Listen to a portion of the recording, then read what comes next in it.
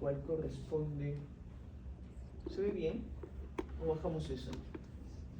Lo bajamos. ¿Lo bajamos? A intestino delgado. La porción del yeyuno, ¿ya? Lámina CE22 dijimos, ¿no? Sí. ¿Sí? CE22, yeyuno de intestino. Se puede observar, ahí están todas las capas, la mucosa, la submucosa, la muscular, que es circular interna, longitudinal externa, y una adventicia mucho más afuera, que no es tan notoria en esta imagen. Pero respecto al epitelio glandular que está aquí presente, vamos a encontrar nosotros, bueno, primero el epitelio de manera general es un epitelio cilíndrico con microvellosidades, ¿verdad? Y vamos a encontrar nosotros, en medio de ellas, hay células caliciformes, y esta como está en una tinción de paz, van a quedar bastante teñidas. Vamos a ver, estamos en 400 aumentos ahí, y entonces podemos observar a esas células caliciformes, ¿cuáles están? Por aquí, ¿verdad? Entonces tenemos ahí a las células caliciformes. Miren, quedan teñidas de esta manera. Como les dije, estas de acá no solamente están en la porción del intestino, también lo encontramos en la porción conductora del aparato respiratorio, ¿no? ¿Qué mencionamos? ¿Qué lugares? Tráquea, nasofaringe, bronquios primarios, los bronquios primarios, secundarios. Muy bien. Okay, la cavidad nasal. Ahí están entonces esas células. Ojo que aquí se ha separado esto de esta manera, pero debería mantener una continuidad, todo debería ser completo, célula, todo. ¿Ya? Acá se ha separado, no debería estar eso. ¿Listo? Esa era la C22. Continuando, vamos a encontrar nosotros la lámina 49 que hace mención a endometrio proliferativo. Y vamos a buscar esas glándulas, las cuales hay, por cierto, esas glándulas clasificadas desde el punto de vista de la estructura del adenómero, ¿no? Estas glándulas son de tipo tubular, simple, ramificada, ¿no? Tubular, simple, ramificada. Y los tenemos aquí, miren, ahí está esta porción del endometrio, ¿ya?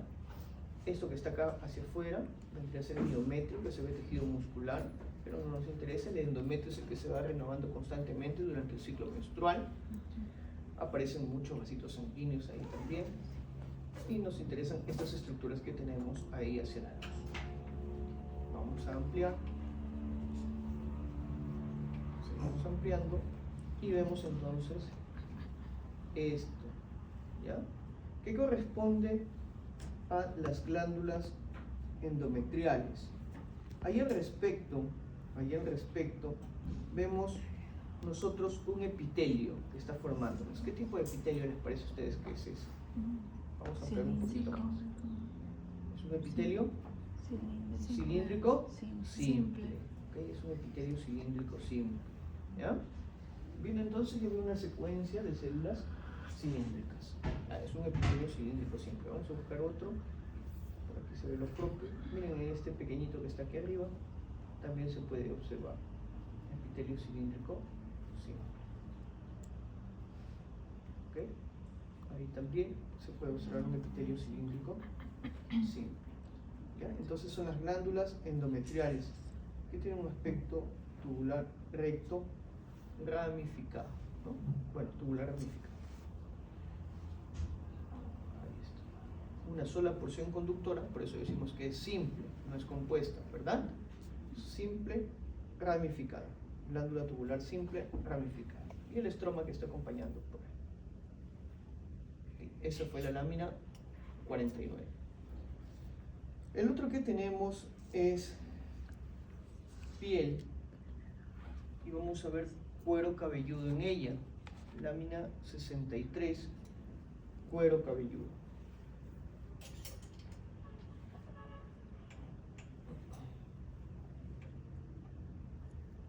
Okay. Tenemos acá un aumento de 4x, vemos piel, y en piel notamos aquí dos porciones. Encontramos la epidermis y vemos acá una gran dermis, ¿verdad? Dermis, epidermis y dermis. Si bajamos un poco más, vamos a encontrar el tejido subcutáneo que corresponde a la hipodermis, ¿no? Tejido subcutáneo. Bueno, no está, ya no aparece por aquí. Tampoco es razón de ser de esta clase. Lo que sí nos interesa es ver la dermis, porque en ella vamos a encontrar dos tipos de epitelios glandulares, ¿ya? O dos tipos de glándulas.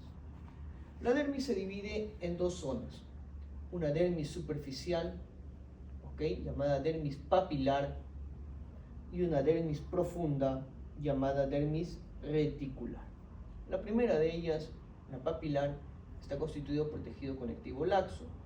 En cambio, la que tenemos profunda, la reticular, tejido conectivo denso y regular. En la dermis papilar puedo encontrar estas estructuras que corresponden a ¿qué? A las glándulas sebáceas, pero también puedo encontrarlos en la dermis reticular, en ambos lugares, a las glándulas sebáceas, algunas más pequeñas como estas y otras más grandes, pero esa la vamos a hablar después para seguir el orden de nuestra guía, ¿ya? En la dermis reticular, vamos a encontrar, y aquí sí nos vamos a quedar hablando de esto, este conjunto de estructuras que corresponde a una glándula sudorípara, que es una glándula tubular simple enrollada. Una glándula tubular simple enrollada. Esa es una clasificación de acuerdo a la estructura que presenta el adenómero, ¿ya? Tubular simple enrollada. Y entonces vamos a ampliar aquí. Aquí también vemos un grupito que corresponde a lo mismo. La porción secretora, el adenómero de esta glándula, la vamos a encontrar en la dermis reticular. La porción conductora sí puede estar en todas partes. Puede estar en la porción reticular, puede estar en la dermis papilar, puede estar incluso atravesando la epidermis. Recuerden que es una glándula exocrina y la salida de esta glándula es por la piel, ¿verdad? Por la epidermis. Así que por ahí podría estar en algún corte transversal, quizás se puede observar ello. Ampliamos, tenemos 100 aumentos, ahora estamos en 10x, y vamos a ampliar un poquito más, estamos en 200 aumentos, y vamos a ampliar un poquito más.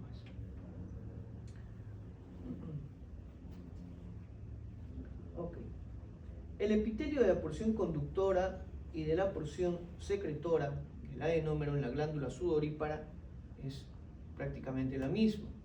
Entonces, una forma de distinguir si estoy en la porción conductora o en la porción secretora es por la presencia de unas células que se encuentran alrededor de estos conductos. Células que tienen la capacidad contráctil, llamadas células mioepiteliales. Estas células mioepiteliales en forma de canasta o cesto, porque están bordeando la glándula, las están bordeando,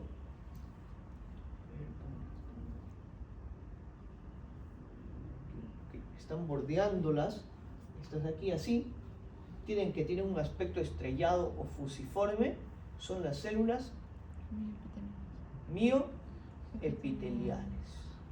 Células mioepiteliales. Por aquí vemos una, por acá vemos otra, aquí está el núcleo de otra de ellas. Estas células tienen esta capacidad contráctil debido a la presencia de actina y miocina. Actina y miocina.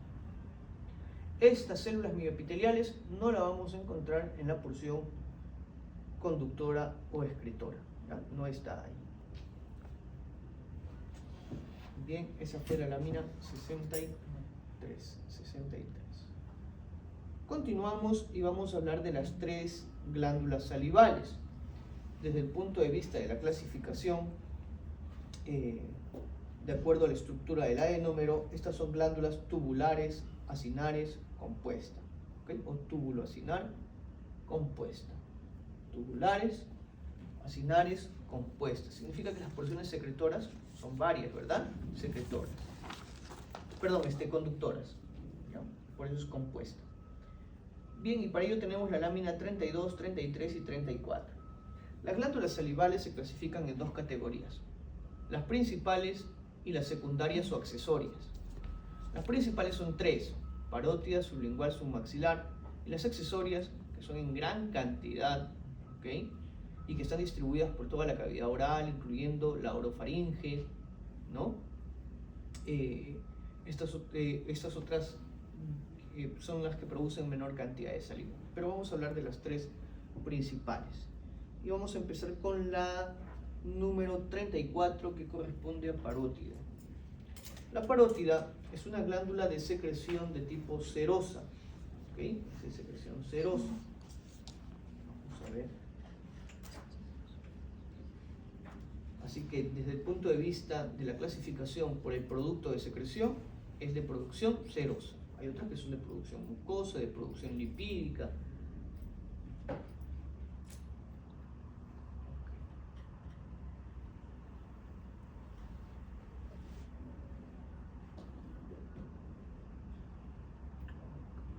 La parótida es netamente de producción serosa.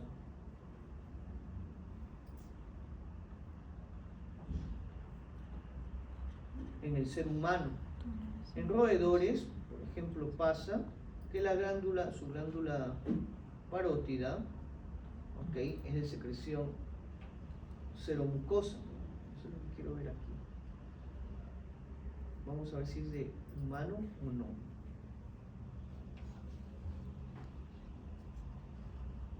Porque en otros salones hemos tenido una parótida que no es de humano. Ah, no es de humano, ¿ya?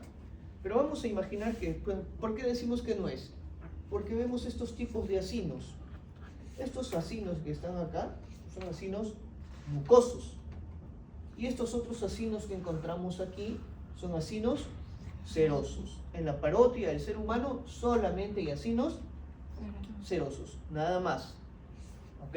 Solamente ello. Y aquí vemos el otro tipo. Entonces, no es. ¿Ya? Pero vamos a imaginar, porque en su examen le vamos a colocar un campo en el que únicamente veamos acinos serosos, nada más. ¿Ok? Solamente vamos a ver acinos serosos. Así que vamos a buscar un lugar en el que no haya mucosos y vamos a jugar un poquito con su imaginación, pensando pues que es una parótida humana. ¿Ok? Por ejemplo, solamente vemos acinos serosos. Vamos a buscar una región en la que se vea mejor. Esa era la 34. Vamos a ver.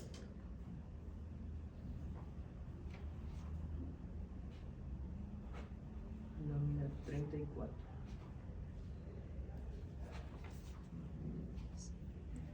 Secreción serosa.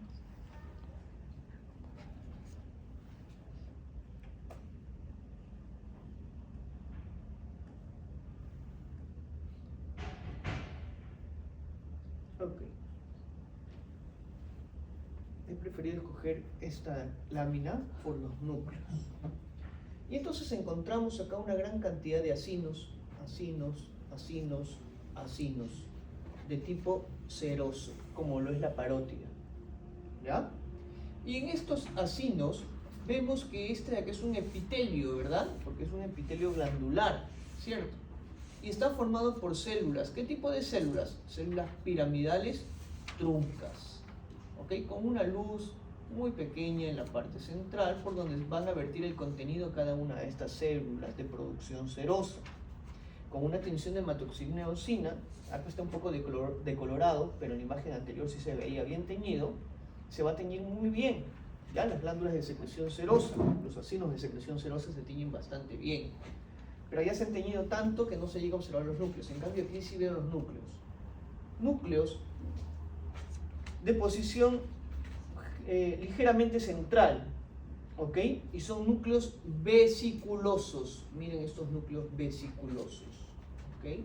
En estas células piramidales truncas que podemos observar. Miren los núcleos vesiculosos en cada una de estas estructuras que corresponde a un acino. ¿Ya? Vamos a regresar a la lámina anterior, la 34, la que está más teñida. Okay. Aquí sí se observa un poquito. y podemos observar entonces esos núcleos vesiculosos de estas estructuras, ¿no? También encontramos algunos conductos.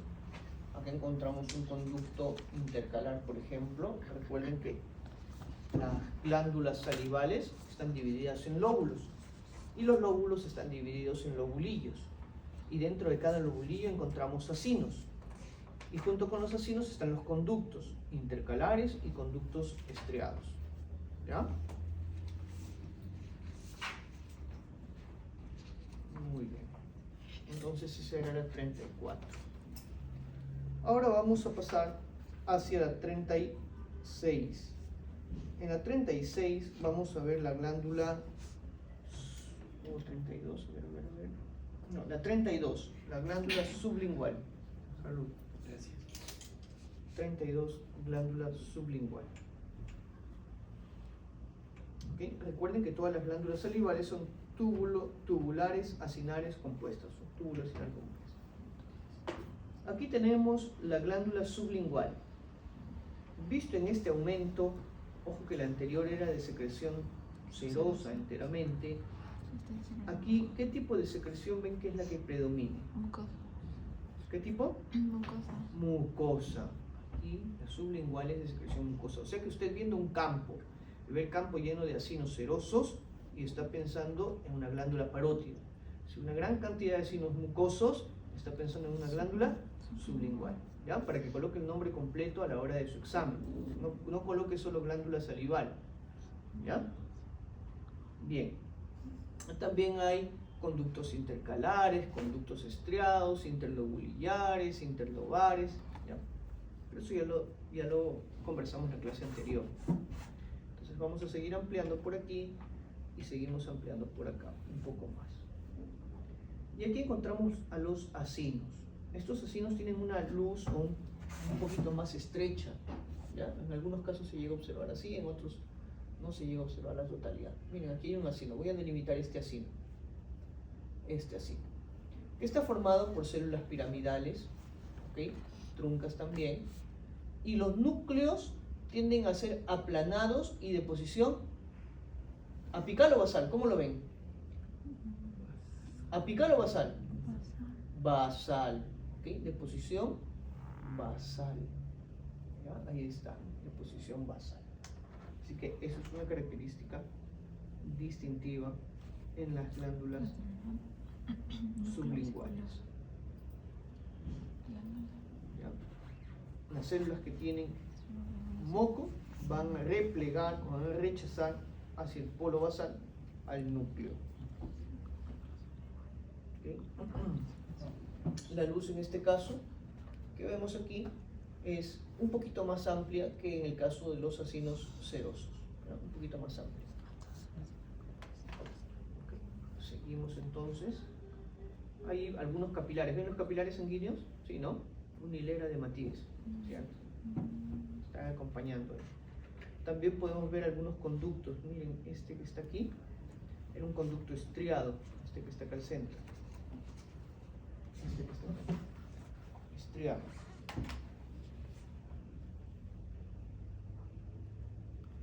Y por ahí algunos conductos intercalares y otros que tienen el aspecto de ser estriado. Estriado, el que está ahí arribita. En el medio, arriba, en el borde, un estriado. ¿Ya? Que tiene ese aspecto irradiado de su citoplasma.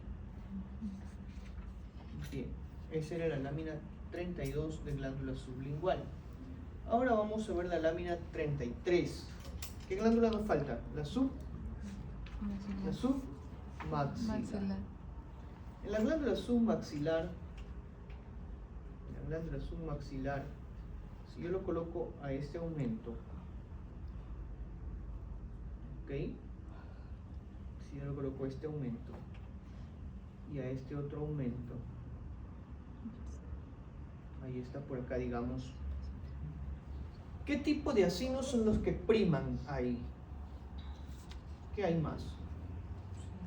¿Qué han leído? ¿Qué dice su guía? ¿Qué acinos hay en mayor cantidad? Los acinos de tipo serosos. Pero también encontramos acinos mixtos. Así que vamos a buscar a los acinos mixtos porque ya conocemos a los serosos. Se denominan acinos mixtos porque en realidad estos están formados por células de producción serosa y por células de producción mucosa. Tienen los dos, ¿ok? Tienen células de producción serosa y tienen células de producción mucosa. Y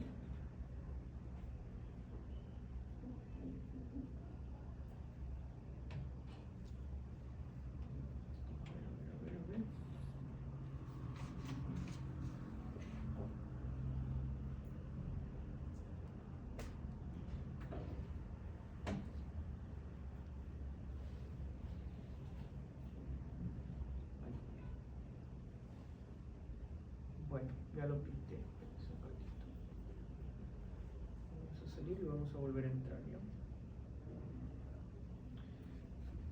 En estas estructuras que vendrían a ser los acinos mixtos, encontramos esto que está aquí. Ahí está. Acinos mixtos, acinos mixtos, acinos mixtos, acinos mixtos. Una porción mucosa, una porción serosa. Una porción mucosa, una porción serosa. Y lo que normalmente ocurre, lo que normalmente sucede, es que los acinos, es que los acinos, los cuales son un tipo de epitelio glandular, gracias, van a descansar sobre una lámina basal, ¿cierto? Y estas células que tienen un aspecto piramidal trunco, ¿ok? Con el núcleo en distinta posición dependiendo si es un acino seroso, un núcleo vesiculoso casi de posición central, si es un acino mucoso, un núcleo de posición basal ligeramente aplanado. Y en un acino mixto pasa lo siguiente, es que está más o menos así. ¿Ok? Pero esto no es lo que vemos en la imagen. Durante el preparado histológico, este acino mixto hace que los acinos que son de tipo mucoso vayan hacia el centro y los serosos se van hacia la periferia. Y entonces forman una estructura como esta que tenemos acá, ¿ok? En el que los acinos serosos están a la periferia y los acinos mucosos al centro. Y entonces se forma esta estructura llamada semiluna serosa o semiluna de Januzzi. ¿Okay? La llamada semiluna de Januzzi. Acá también se puede ver la semiluna de Januzzi. ¿Está? Listo. Esos son los acinos mixtos. Esa era la lámina 33.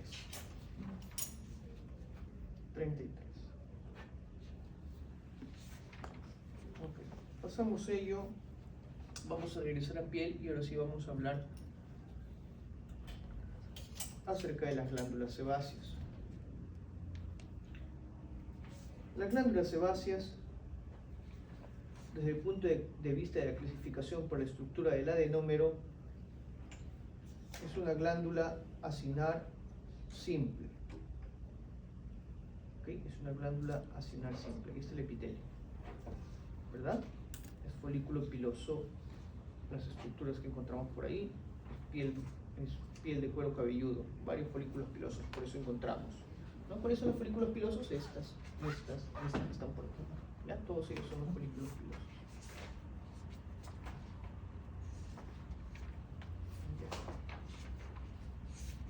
Y entonces encontramos una asociación de tres estructuras que siempre vienen de la mano. Acá hay una, perfecto. Estas tres estructuras que siempre vienen de la mano son un folículo piloso, que acá está saliendo más o menos en un corte oblicuo. Acá sale un folículo piloso en un corte transversal, por acá transversal, por acá transversal. ¿Ok? Y acá sale más o menos en corte oblicuo. ¿Qué más viene junto con el folículo piloso? La glándula No los escucho, glándula sebácea. Y luego viene este músculo liso, el llamado músculo erector del pelo o músculo piloerector. ¿Sí? Esos tres vienen juntos. ¿Ya? En algunos cortes como este de acá se llega a observar. Hacia acá abajo, ¿qué cosa tendríamos? Glándula sudorípara. Sudorípara. Muy bien. Aquí al respecto, nosotros podemos clasificar a las glándulas en base a muchos criterios. ¿Ok? Pero la clasificación, de acuerdo a la estructura del adenómero, pone la glándula sudorípara como una glándula Tubular, ramificada. tubular, Enrollada. tubular simple enrollada, ¿verdad? Y a la glándula sebácea como una glándula acinar simple. Otra forma de clasificarlas es de acuerdo al mecanismo de secreción. Y ahí hablamos del apocrino, holocrino, ¿y qué más? Y merocrino. La glándula sudorípara aquí, en piel, va a ser una glándula de secreción Holocrina. ecrina, ¿no? Es un tipo de secreción merocrina.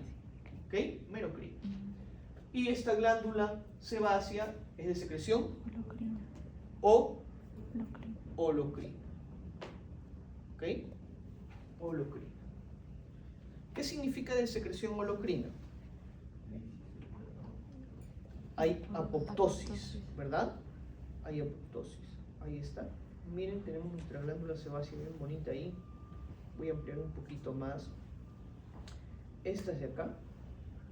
Ojo que la secreción merocrina, la secreción merocrina, por ejemplo, el de la glándula sudorípara, que vimos hace un momento, es un proceso que se da por exocitosis, nada más, así que ahí no hay alteración celular.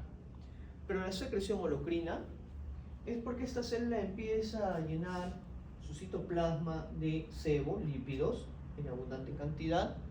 Ellas ejercen presión sobre el núcleo entra en un proceso de apoptosis, hay destrucción nuclear, por eso encontramos algunas células ya sin núcleo. ¿Ven? ¿Sí? Y al romperse la membrana celular, el sebo se libera. ¿Ya? Pero así como ocurre ello, también pasa que estas células están en constante mitosis. Así que hay renovación celular constante y podemos encontrar algunas células con dos núcleos, como esto que está por aquí, por ejemplo.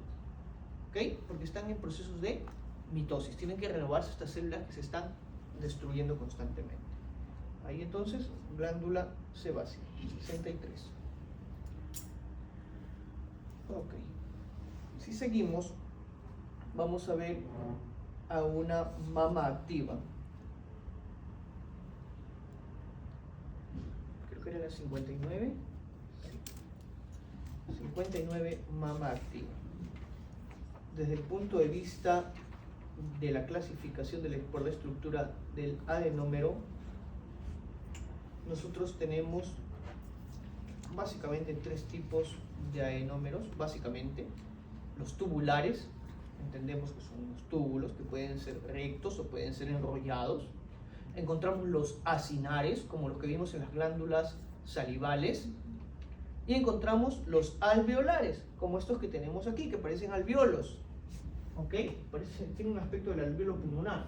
Son los alveolares, cada uno de ellos. ¿Ok? Estos de aquí no tienen el aspecto en nada a un acinar, ¿cierto? El acinar tenía este aspecto, ¿verdad? Así era. Este es un alveolar. Y este de acá es un túbulo alveolar compuesto. Túbulo alveolar compuesto. Bueno, han salido ahí unos artefactos que son unas bolitas que seguramente sean de grasa. Eso no debería estar ahí. Vamos a ver que estas están formadas por un epitelio cúbico simple. ¿Ya? Es un epitelio cúbico simple. Vamos a buscar una región en la que no haya eso.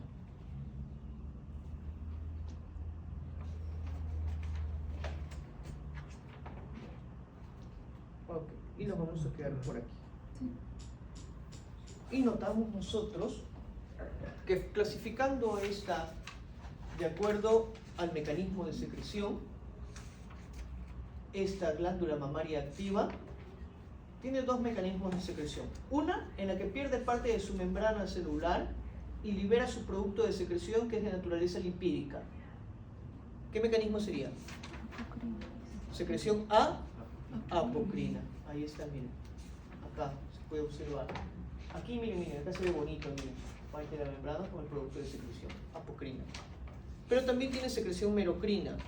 ¿Ok? Por secreción merocrina, por exocitosis, está liberando aminas, péptidos. Recuerden que la leche materna es anticuerpos, células de defensa, lípidos, vitaminas, minerales, etcétera, etcétera. Hay muchos compuestos ahí, pero los lípidos por secreción apocrina, lámina 59. Ahora vamos a pasar hacia las glándulas endocrinas, aquellas que no tienen una porción excretora o conductora. Lámina 77, tiroides.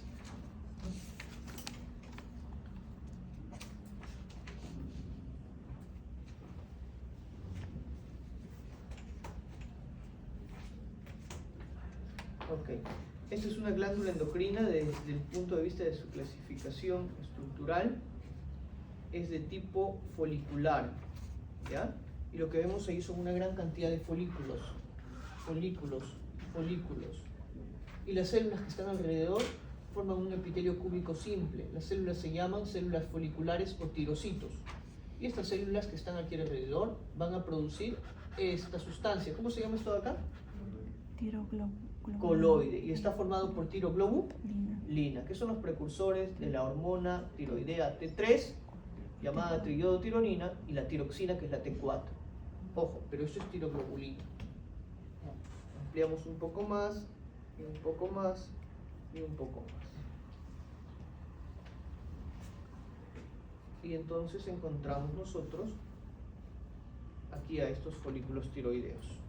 ¿Ya? Ahí están los folículos tiroideos. No se llega a observar muy bien los núcleos aquí, porque son núcleos que forman un epitelio cúbico simple cuando están en producción de tiroglobulina. Estas tienen íntimo contacto con la tiroglobulina que están produciendo. Otro tipo de células que podemos encontrar son las parafoliculares o células C, que no son encargadas de producir tiroglobulina, ¿ya? Pero ellas sí, miren acá ven los núcleos. Tiroglobulina. Recuerden que este de acá pierde su contenido directamente a esa cavidad, a formar ese coloide, ¿ya? Con ese coloide, y que ese coloide posteriormente va hacia los vasos sanguíneos. Podemos encontrar una gran cantidad de vasitos sanguíneos que también acompañan, que en esta tinción no se llega a discriminar muy bien, pero es ricamente vascularizado y es una de las características de las glándulas endocrinas, ¿ya? Que es ricamente vascularizado. Esa era la 77. Lámina 76, glándula suprarrenal.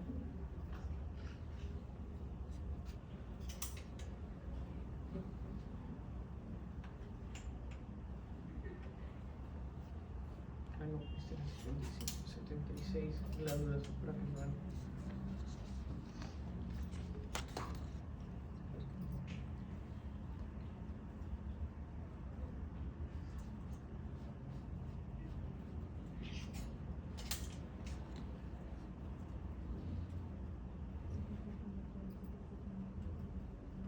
Ok. Listo. Aquí en glándula suprarrenal tenemos lo siguiente. Vamos a ver un poquito más.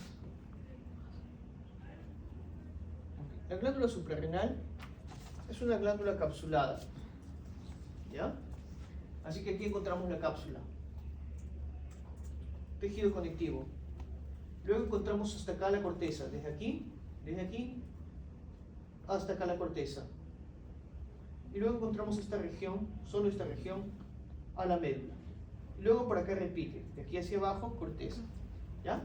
Entonces encontramos cápsula, corteza, corteza, corteza, médula. Médula. ¿Ok? Listo. Vamos a ver aquí en la corteza tres regiones. Una zona llamada glomerular, una zona llamada fascicular, una zona llamada reticular. La zona glomerular se encarga de producir mineralocorticoides. Recuerden que las glándulas endocrinas producen hormonas, ¿ya? Así que mineralocorticoides.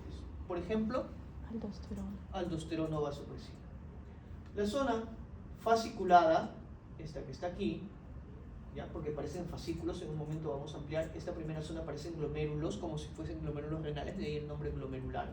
Esta zona fasciculada va a producir glucocorticoides. Ejemplo, cortisol. Esta que tiene forma de redes es la zona reticular y va a producir hormonas sexuales. ¿Ok? Listo. Y la médula, aquí tenemos a la médula. ¿Qué va a producir esta de acá?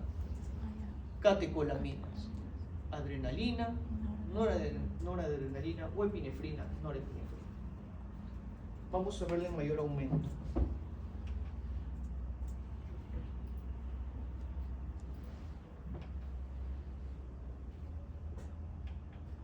Okay. Cápsula, zona glomerular, sino que aparecen algunos glomérulos. ¿Sí? Zona glomerular, ahí está la zona glomerular. Ya hemos mencionado qué cosa es lo que producen. Zona fascicular, sino que parecen fascículos alargados así.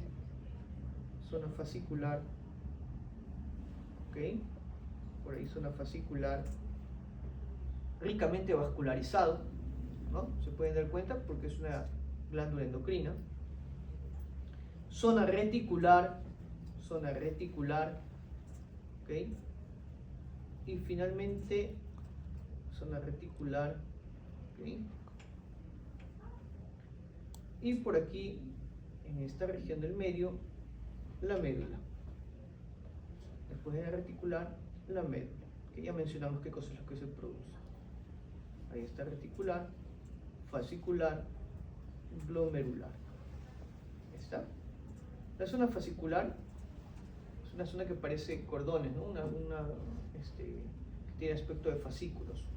Ampliando esto de aquí, sus células tienen forma poligonal, ¿sí? Son las encargadas de producir glucocorticoides, como el cortisol. Esa creo que es la que están mencionando en su guía de práctica, ¿no? Solo mencionan esa. Ahí está la 76. Pasamos ahora hacia la lámina 29 y vamos a acabar con páncreas. Páncreas es una glándula de secreción mixta. Tiene un componente endocrino y uno exocrino. ¿Ok? Hay endocrino y hay exocrino. El componente exocrino tiene una función principalmente digestiva, ya que el páncreas es una glándula anexa del aparato digestivo. ¿Qué cosa produce la porción exocrina del páncreas? Bilis. ¿Cuál? Bilis. No, bilis, hígado. Páncreas.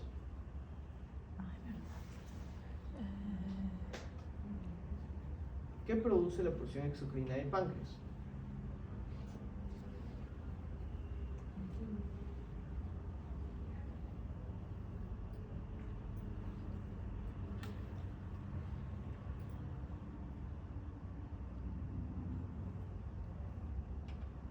La tripsina. ¿Nadie?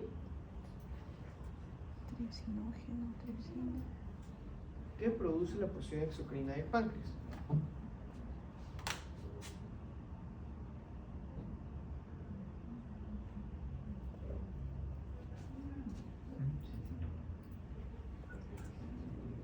¿Qué? ¿Nadie? Amilasa. Lipasa pancreática, amilasa pancreática, jugo pancreático, ¿cierto? Actúa en el proceso digestivo, que se libera en el intestino delgado, en el duodeno, ¿ya? Así que aquí están las glándulas productoras de ellas. Miren estos acinos. ¿Qué tipos de acinos parecen estos? ¿Mucosos o serosos? Cerosos. ¿Cuál? Cerosos. Es que no se vayan a confundir con un páncreas esto. Tienen que buscar algunas otras estructuras. La porción endocrina del páncreas forma estas estructuras. Miren esta estructura. Esta que está acá. Ustedes dentro de esto que estoy bordeando, ¿ven acinos? ¿Hay o no hay acá adentro? No hay. Estos son los acinos. Estos son los acinos. Esos son. ¿Ven ustedes acinos allá adentro? No, porque esta de acá es la porción endocrina. ¿Ok?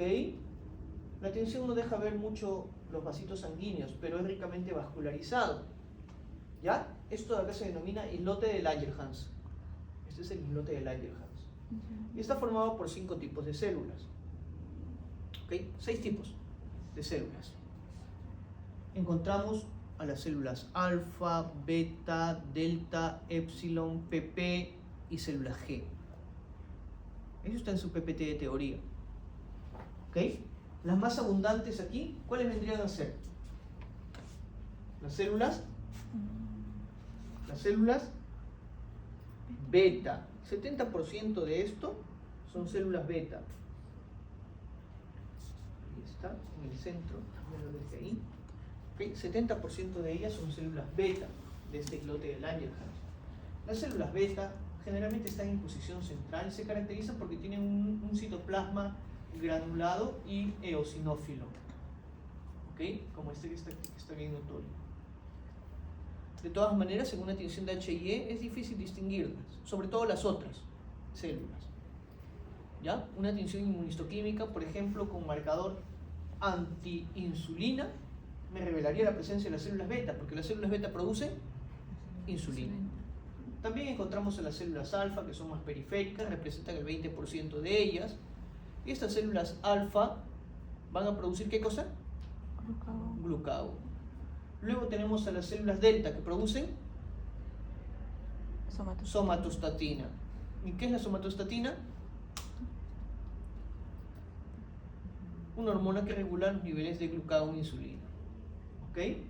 Luego tenemos a las células G que producen gastrina, las células PP que producen el polipéptido pancreático. ¿Ok?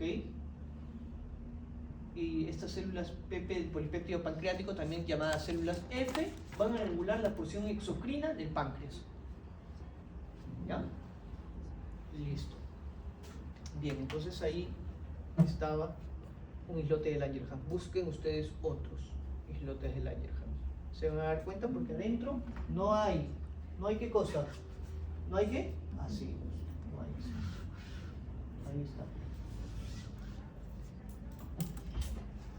Bien, acérquense por sus láminas.